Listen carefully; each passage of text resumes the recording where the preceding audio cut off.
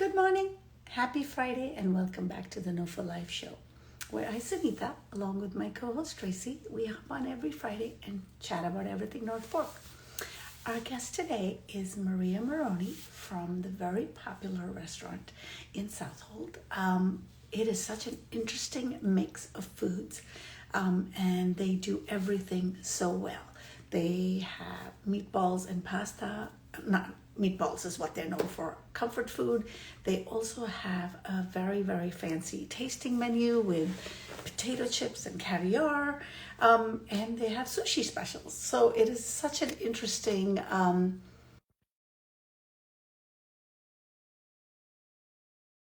like I said, they do it all well. But first, the weather report. Summer has returned to the North Fork. I don't know when it was gone, but it's back. Good morning. Good Are you loving morning. this? Are you loving this return of summer today, or is it freaking you out? Oh no, I love it. Well, I absolutely I'm a love it. little bit concerned about 70 I mean, something. Somebody said yeah. 80, and I'm like, okay, you know. Good morning, Maria. How are Good you? Good. How morning. This is so exciting. This is the first time I'm doing this at work. Oh, congratulations, because a lot of people it doesn't work for. Well, especially, I see your big white grin, and I'm assuming that's mostly because you made it on the first try. That's exciting. Okay, before we dive into the restaurant, are you loving this weather? Of course, I love this weather. Oh my Not God. me. Yeah. Yes. Okay, we only have 30 minutes, so we need to dive into the whole history of the restaurant. Please tell us who you are and how you ended up opening the restaurant in Southold. Okay, so my name is Maria Maroni. My husband and I opened Maroni Cuisine in Northport in 2001.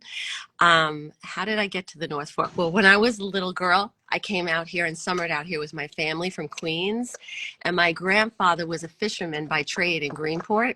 So I had like the happiest childhood memories of coming out to the North Fork as a kid. So when we got married, we started opening restaurants, worked our butts off, but the dream was always to wind up out here somehow. My heart was always to be out here. So Mike knew that, when we got married. So, after we kind of had lots and lots of busy years in Northport, we started to look out here to buy a house. I think it was 2011. And we found a great place in Southold and fell in love with it. And we said we were just going to use it as our vacation spot, that we would be relaxing from our restaurant in Southold and enjoying life after many years of hard work. And we did do that for many years. And we did a lot of fishing, which I loved so much. And I still love fishing. It's my favorite thing in the world to do outside of the restaurant. And we had amazing years together, which I'm so grateful for. And then, of course, as always, even when we're on vacation, like, wouldn't it be great to open up a restaurant out here? Like, do what we love, where we love. Of course, you say you're going to work your butts off again, but Yeah. we had enough downtime, and we said we had one more in us. We're like, if we're ever going to do this, we should do it now. So you always knew you wanted to open a restaurant, even the Northport one, because that's the one you opened first, correct? But you said even when you were younger, Yeah. you knew that's what you wanted to do, was be a restaurateur? Yes, ma'am. I've been in the business since I'm 14, and Mike as well. And I always knew it, even when friends were doing other things and going to fancy colleges to do fancy jobs. I always knew it. And it's always been something in this business where people feel like it's not a lifelong kind of thing. It's kind of like a temporary thing. But I always knew it from when I was young, that God had definitely given me the gift of hospitality and serving, because I knew that I came alive in that place. So I knew that was my gifting. I always loved. Let's talk about the Northport one, because I lived in Huntington for many years, so I'm familiar with the Northport one. Now, is it still open, or did you close that one when you opened Southold? Oh no, it's still open. Yeah. And that one is a very special setups, right? Where you go and you don't choose off the menu. It's like chef's choice, right? Correct. So that was Mike's idea. When we first got married in 95, we opened our first restaurant in Glen Head. It was called Mirepoix, and it was like a high-end fancy a la carte restaurant. And he hated it. He hated the confines of the menu. He hated waiting for people to order. He hated making the same thing over and over again, And so when we opened up Maroni's in 2001, he had the dream of the meatballs in the pot, and he wanted to do that, you know, take home meatballs in a pot that was from his childhood memories. Okay. But then wait, I want to spend a minute on that. For people who don't know, what is the take home pot experience? What does that entail? So when Mike was young, when I was young, I fished with my grandpa, and when Mike was young, he went to the beer distributor with his dad to work on Sundays, and all these Italian men's wives would send them in with Sunday dinner, and he always remembered how the pot, it was always in a pot, and it was always in the walk-in box, like right in the middle of all the beer and the soda, and that was what he looked forward to the most. And they would go in at lunchtime or dinner time, I don't remember, and he remembered the excitement, he said, of like opening the pot and looking in and like, you know, sticking his fork in and taking a meatball or sausage or whatever it was, and he remembered that feeling, and he wanted to recreate that. That was the initial vision. So he had this idea that he wanted to make his grandma's meatballs, who he thought her meatballs were the best on the planet, and he wanted to make her, and he wanted to serve meatballs in a pot to take home, and you keep the pot, so that not only would you have this excellent meatball, but he hopes that you would have the same experience that he had with it being in the pot, opening the pot, it feeling homemade, bringing up those memories, and that people would enjoy that. So that was the vision. We launched that in 2001 in Northport. We found the pots, the whole process. We built the business. We branded, we did it. And then, so you can still do that in both locations. Yeah. Grandma Maroni's meatballs in a pot to take home, and you keep the pot. We also these are not disposable pot. I mean, they look like enamelware, but you can put it on the stove, reheat in it. Yes, they are enamel on steel. You can keep it, you can return it for a discount on the next order, which we hope you do, because it's like recycling. And we do other items in the pot as well, like penne alla vodka. In Northport, we do linguine and clams. We do not do that in Southold. And we do ravioli and a few other items. So yeah, so that's how it started. That's how Northport started. Just meatballs and just pots. Oh, really? Okay. Started with that as his vision, because he wanted to get out of the fancy restaurant and do meatballs. And then, of course, he needed to cook something. So he said, if I'm going to do it, I'm doing it my way, and I'm in charge. You sit, I feed you, you eat, you can't decide. And I want to cook like an artist, and I want to cook, and I want to make everything I want to make, and I want you to try everything. And that gave him pleasure instead of, and that's how it started. And he said, and if you don't like it, don't pay for it, because people couldn't handle it at first. Getting food, they didn't know what they were getting. He wouldn't put anything in print because he wanted the flexibility to change it. He was a nonconformist, self-taught chef, and he didn't believe in any of the rules or any of the conformities or menus of what he could do, what he couldn't do. He played, Grateful Dead and Pink Floyd 22 years ago, when everyone said, you can't play that in a restaurant. He didn't care. If you told him he couldn't do something, he wanted to do it more. Exactly. So that's how the pot started, and that's how the tasting started. And then Northport is tasting only for the most part. Yeah. Okay, you're making me so emotional, partly with your passion for how you're describing your love for what you do, and also selfishly because I regret that I never had a chance to really go to the Northport restaurant and eat something that your husband cooked. Because by the time I heard about you guys, you were already in Southold. And then you had a different trajectory than what you originally anticipated. Yes, I did. Yes. So, So when we came out to Southold, that was our dream. And it was for Mike. He might have read it in the North Forker, but for Mike, it was like 20 years in Northport, and being a creative and being a chef, and most chefs feel this way, he wanted to do something different. But because people loved what we did so much in Northport, it was hard to change it. And when he would try to make changes to be a little bit more creative, people were disappointed that they didn't have that item or that. So it was hard. You want to give Mike always compared everything to music because he loved it so much. And he would be like, it's like going to a concert. Yeah. That's what he said. And you pay for the seat. You don't go to the concert and say, I only want to pay. You pay for the seat, and I give you all my songs. So you pay for the seat, and love that. Always great. It, right? And so he would say that. He would say, I gave you my seat. And then he would say with the music, he would say, people want your greatest hits. And when you put your new song out, they really don't want to hear it. They want to hear hits, So so for his own creativity, opening Southold was going to be like, you know, I don't want to say a final act, but his next phase, and like he could do something again fun. Like most chefs, they do that, they become successful, and then they want to go back and do the burger shop, you know, or whatever, back to the roots. And he wanted to go back to the small, intimate gathering where he could then feed you again and say, here, try this, try that, and do some different things. So that was the dream. That was the goal. That's how it was, you know, birthed in our spirit. And then we found the building, and then we took our time in you know, that process. And then we started the build, and that for me, because I love design and decorating as part of it all. And it's funny because if you go to Northport, you'll see it looks like a man cave. And they say Southold is like a she shed. So, you know, after 20 wife finally gets her way. So now I was able to kind of like have a little bit more say in the design. It was great. And we were able to pick things out together, and it was really great. I was there for dinner recently at your sushi night, and I looked up, and this, I want to say chandelier because it is a light fixture chandelier, but it was cardboard. Yeah. And it was the most beautiful. I don't know, Tracy, if you've noticed it. I took a picture. No, I've only sat out in the back, which I also really love. That's... Well, the way I mean, it's a simple cardboard cutout, almost like opened up, but the way the light was reflecting in it, and I kept looking, is it really cardboard? Yeah, recycled corrugated cardboard. Yes, I love beautiful. That took me forever. That was probably the longest thing took me to that was the longest choice there. It's simple, it's beautiful, and it's perfection. And it's perfection. And it's one of the very tiny details that you wouldn't even notice unless, you know, you looked up, because there's so much between the flowers, the way you know, arrange them on the tables. And even the bar, everything about the restaurant, the way you've decorated is beautiful. Thank you.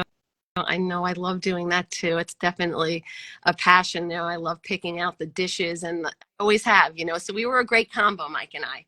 You know, he's an amazing chef, and I was able to do that. And a lot of people thought, you know, like after he passed, what is Maria going to do? Because they probably just thought that I really didn't run the restaurant with him, you know.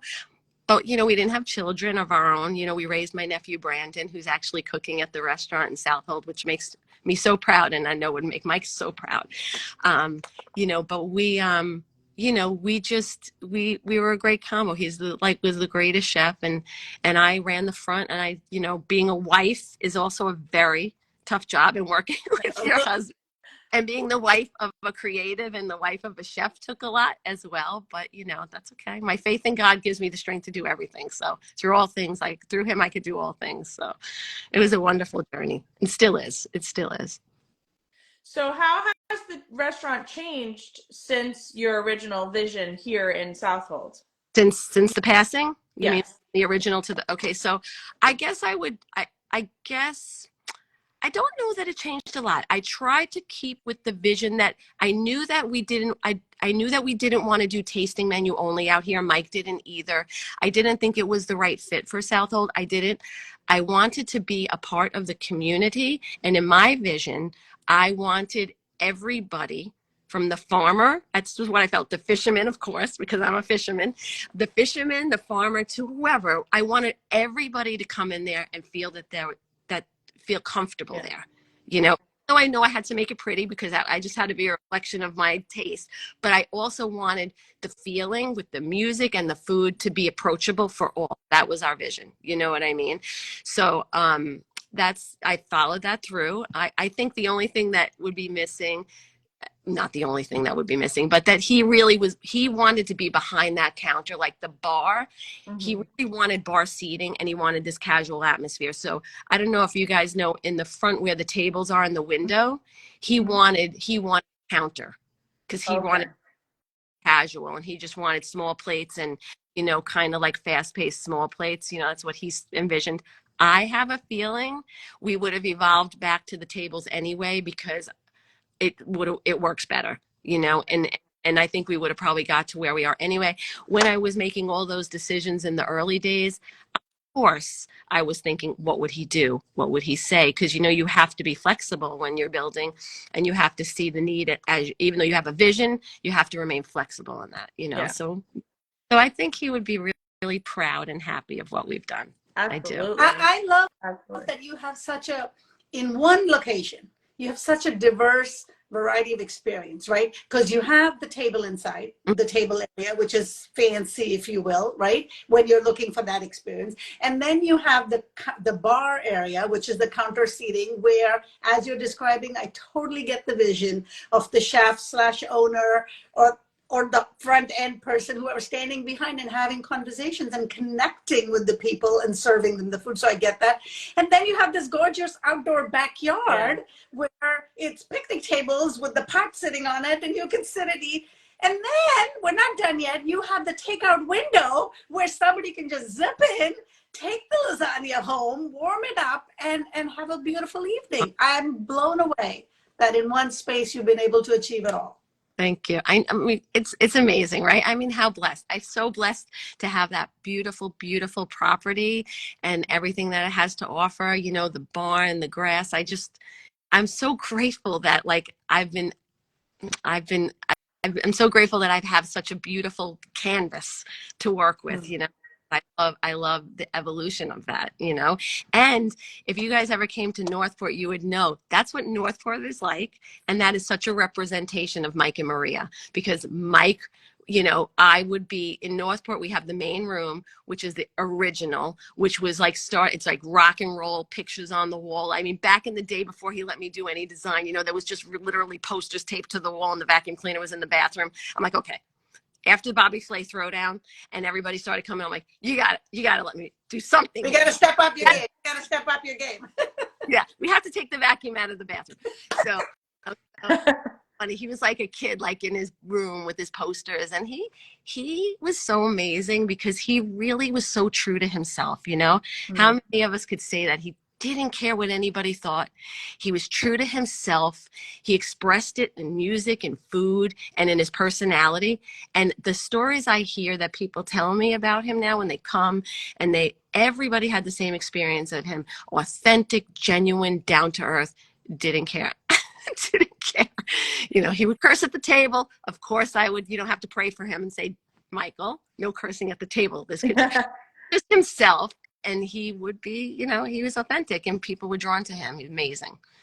Amazing, amazing. So, well, and then yeah. you're in Northport, didn't you have that separate private room in the back? And that had like very Baroque wallpaper and Yes, that's where I was going with that. So the original is super down to earth. Then we had the private room, which is fancy. And then we had the little room, which is kind of rock and roll. So it's the same thing. We would take these spaces and we would decorate them in combination. So there would be a little bit of me, a little bit of him. And that's kind of like what we've done. And I've tried to definitely do in Southold. And that's why you see the two different things. You see the dining room, and then the bar is meant to be a little bit more funky and casual and representative of him. That was the hardest thing, not the hardest thing, but that was the most important thing for me to do after he passed, was making sure that he was represented in the design in his absence.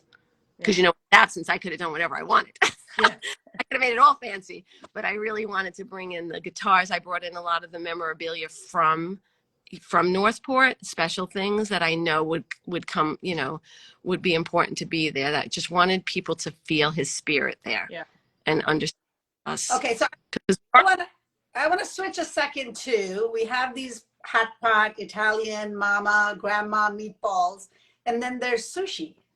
Let's talk about sushi for a second. So just like there's no rhyme or reason to Maroni's design, there's also no rhyme or reason to Maroni's cuisine. So this is from the mind of a genius, I will say. It was what he felt and what he would want to eat. And I remember we were away years ago and on vacation, which is where he did a lot of his thinking, when we got to relax his mind.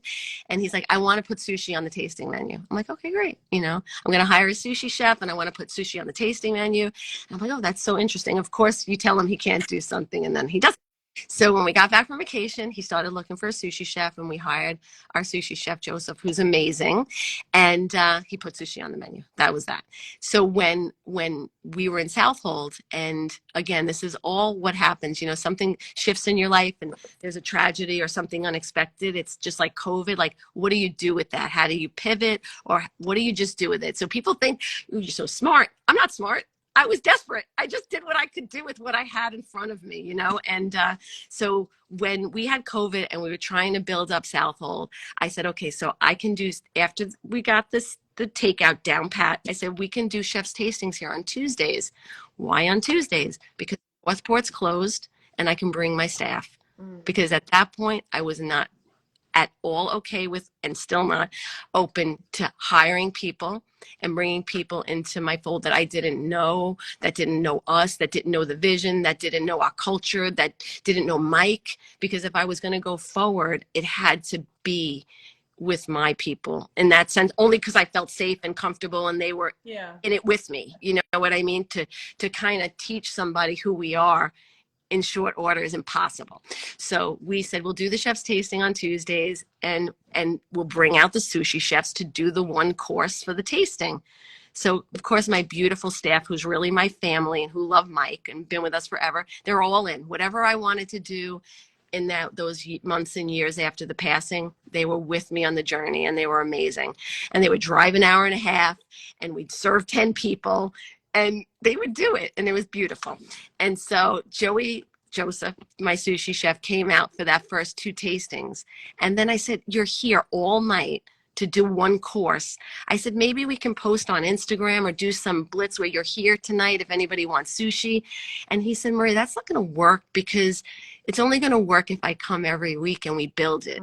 And I'm like, would you really want to do that? Would you want to come out every Tuesday? It's like an hour and a half. And he goes, yeah, I want to do that. And so it was me and him in the early days. He came out on Tuesdays. We started to promote Sushi Tuesdays, to go only, of course, because I wasn't doing dine-in yet. And it's a phenomenon. It's crazy. And it just, the first day we ran out of rice. I said, oh my God, it was like success. The first day, you know, we had such favor. You know, I felt like Mike and God were like looking over us and laughing at all of this. But so that's how Sushi Tuesday started, just by default, nothing. And then it just grew and grew and grew. And then when I opened the indoor, when I was comfortable doing the dining in, it just took off like crazy. So that's it. It was just Mike wanting a sushi on the tasting menu. We hired Joseph. He's with us. And then he came out to Southold with me and then said he wanted to come. Now we have 3 sushi chefs. Wow. On Tuesday, 3 years later, like 2 assistants to do Sushi Tuesday. So it's wonderful.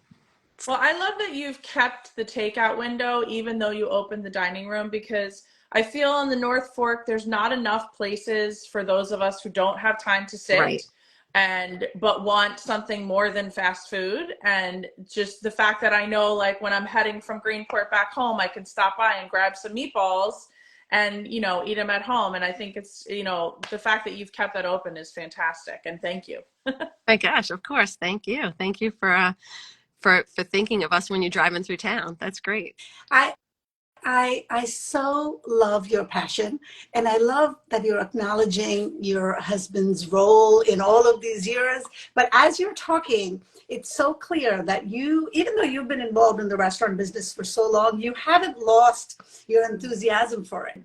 And I don't want to diminish what you've been able to do on your own in Southold, because especially given that your beginnings were so turbulent, to say the least, because you had to pivot and now figure out to carry your husband's legacy and also pull in what you authentically like in terms of decorating and creating the vibe. So I bow down to your strength and what you've been able to do in Southold for the last few years. Oh, thank you. Thank you so much. Yeah, I mean, again, I think you know this from the article, and you probably know this from getting to know me, that I'm definitely not alone, and that I definitely knew through the process of the loss that my faith was tested, because my faith has been very strong in my life. And that in that moment, I knew it was tested. It was like, do you believe that he's good, even in the face of tragedy? And God, my hand through the process, one day at a time. There is no way. When people say, oh, you're alone, I said, oh no, I'm not alone. I have the best partner. I have the best partner in the Lord. And he, one day at a time, I just felt him say, do the next loving thing. And now I can look back over those years and I can see his hand in all of it, in the beauty of the North Fork, the people that came around me to help me, my family, the staff, all of the beautifulness that has come out of it. I knew in my heart he would bring beauty from ashes, because he has my whole life since I'm young. And I trusted that. And I walked in that, and I'm so grateful that I did, because now I look back and the smile is that. The smile is that light and that truth in me, because it strengthened my face. It didn't take it away. So I'm so grateful for that. Wow. So well put, Maria. Thank you so Of much. course. Very. Well, we usually end the show with our NOFO Live 5, which is just focusing questions on the North Fork. So when you're not at the restaurant, if you were going to take Sunita and I out to lunch or dinner, where would you take us? Ooh, lunch or dinner? Where would I? So, of course, in my life, I don't get to go out to lunch that often. But if I did go out to lunch, I love Bruce and Sons. Mm. And Yep.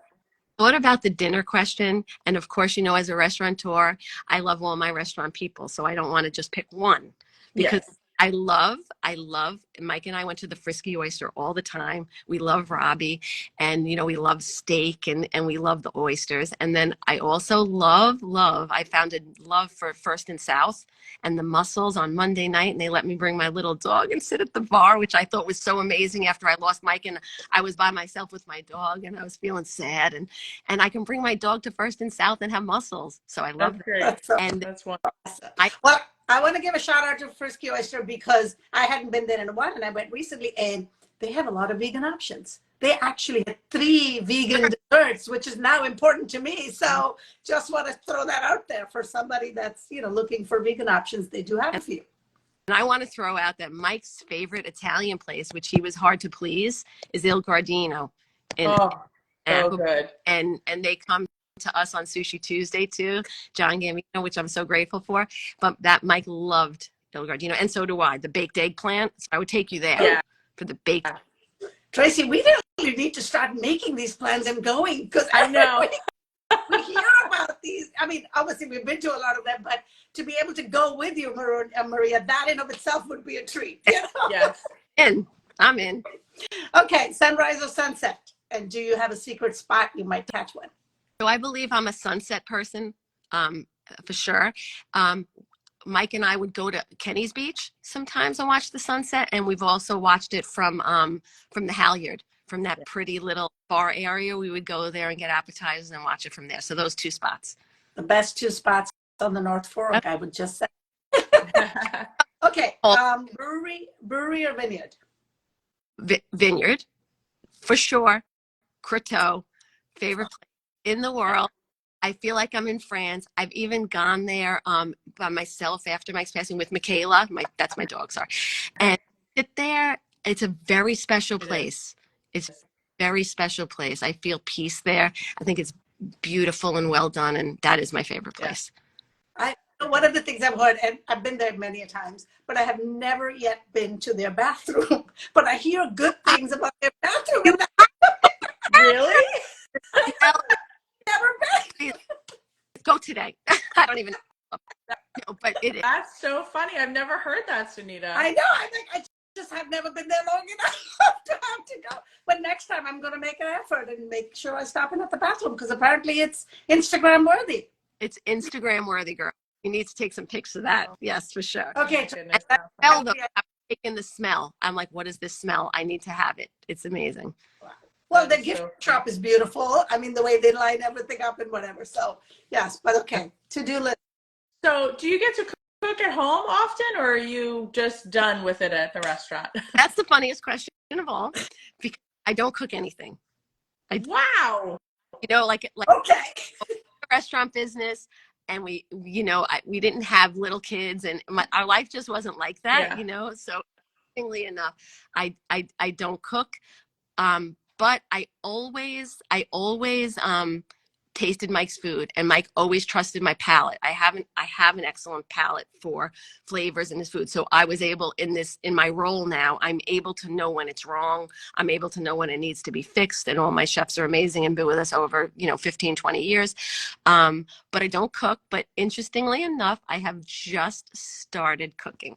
Like maybe I've done a couple recipes, but usually I don't cook. I just, So do you like incorporating things from local farm stands around Southold? So yes, and when we would cook when we were out east together too, our favorite farm stand is Country View, on the on the main road, and they're our good friends too, and they're wonderful and been wonderfully supportive of me since I opened and since Mike's passing. But yeah, that's where we would go, and we would incorporate food from the farm stand whenever Mike was here cooking me. Yeah. I went to the farm stand and picked out the food. He's like, "Do you even know the prices?" I go, "No, it looked pretty. It looked." Well, speaking of pretty, Country View is the one that they use one of these big spools, and in summer they put their blueberries and raspberries in this. I mean, that it is pretty. You just pick it up because it looks pretty. Come on. Love is in the details. That's what I say. You know, Okay.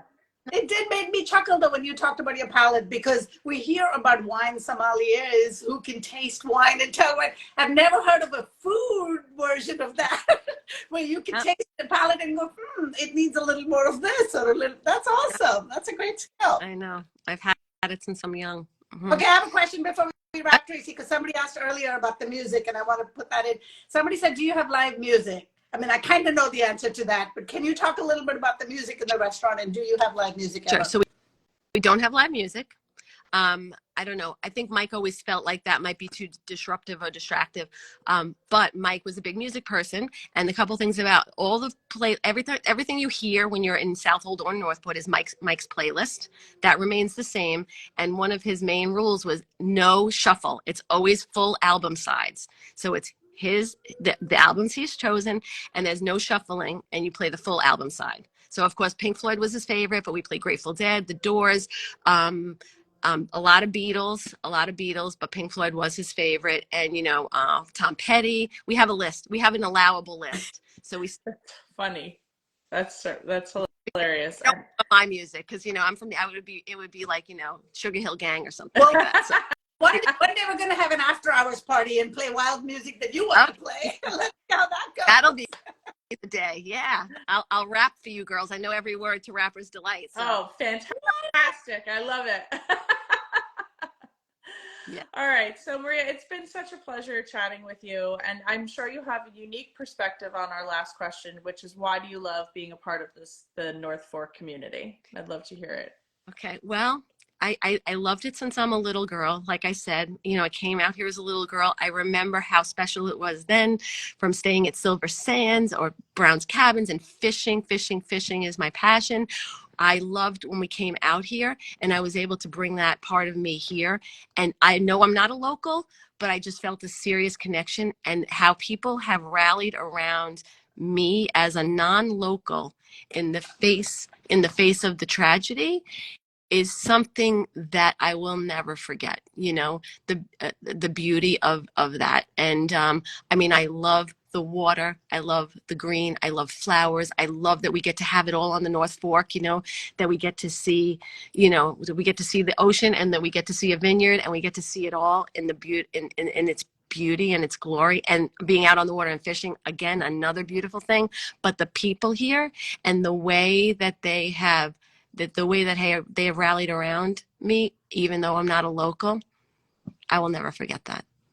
Yeah.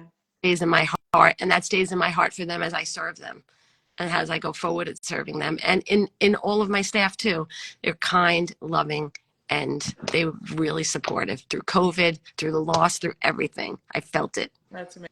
Yeah. Well, the love in your heart and the passion in your heart certainly translates into the food. And thank you so much for being here on the North Fork and cooking delicious food for us. Thank you for being on the show. We're so grateful. I mean, sometimes, you know, we talk to so many guests every single Friday, and sometimes we laugh, sometimes we move to tears, sometimes we're inspired. I feel like with you, I feel all of the above in one shot, 30 minutes. So thank you so much for being on with us. Thank you. And I just want to give a shout out, in case any of them are listening, to my amazing staff. There is no way in this world that we would be there. I would be here. We would be in Northport. No way in this world that we would have come through any of this without them. So I just want them to know that I love them. They're amazing. Mike would be so proud of them, and I'm so grateful for them. Oh. Thank you. Well, thank you. Enjoy this beautiful weekend on the North Fork, everybody, and we'll see you next Friday. Bye.